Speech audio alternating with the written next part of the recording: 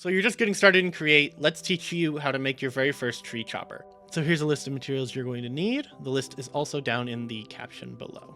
This is not so much a tree farm, but it is the beginning of your automation and can be upgraded pretty easily later on down the line. First things first, you're going to come back over, going to gather up some of that iron, some of that andesite, grab your logs as well. You're going to turn that iron to nuggets, go from nuggets to andesite alloy, which will be the basis of pretty much everything you're going to do in the mod.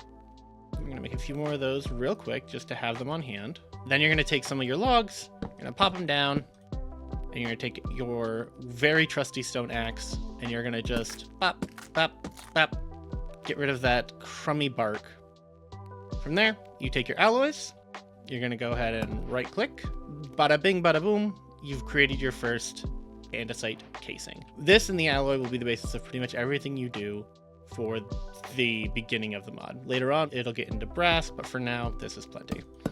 So make a few of these, pop them up, slide over here, and then we're going to make a mechanical press. Recipe is pretty easy. Block of iron, a shaft, and one of those casings that you just made. The shaft is made with just 2 andesite alloys on top of one another. Block of iron is a block of iron. Boom, boom, and boom. While you're in here, we're going to make your life just a little bit easier as well, and we're also going to make a depot. The depot is kind of a dummy block. It is used really as a placeholder for just throwing something on the ground. I prefer using them because I prefer to have all of my stuff staying where I put it and not sitting on the ground where it can despawn or get picked up by other players. So you've got your depot, you got your mechanical press. The next thing you're going to need is a hand crank. This is just some planks with a piece of alloy alongside of it. So, hand crank. So you place your depot down. You're going to hold shift when you place your mechanical press, and that'll put it high enough up. It'll space it out properly. So there's a block in between. And then you're going to take your crank, slap it on the side of your press. From there, you're going to go ahead and take at least 3 pieces of iron. You're going to go ahead and pop them right there on the depot. You're going to hold right click on the hand crank, and you get to hear the best sound in the entire game. The sound of machinery. I'm going to grab a few more of these.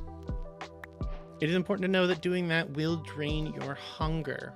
That is the downside of using the hand crank. It is a manual solution to what will be automated much later on, but it's perfect for us right now. With those iron sheets that you've just picked up, you're going to do a couple of things. You're going to first make a saw, a mechanical saw, made out of 3 of those iron sheets, 1 iron ingot, and 1 andesite casing. So you've got your mechanical saw. We're going to steal back our hand crank. There's no reason to leave it on here if we're not going to be here managing it. We're going to go over here to our trusty little raised platform. Now this can be done with any sapling combination in the game. Any sapling will work, jungle, dark oak, whatever. I prefer spruce because it grows the tallest and makes the least amount of extra work for you. However, that does mean if you're doing it in a 2x2 like this, that it will require you to get it either off the ground or you're just going to have to deal with the podroll that will spawn. So, bone meal that tree. And then we're going to go ahead and hold shift again. We're going to right click to place down our mechanical saw against the side of one of these blocks.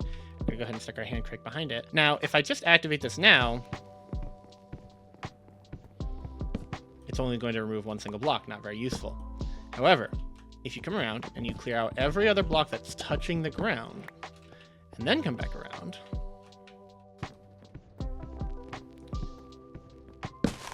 you'll chop down the whole tree at once.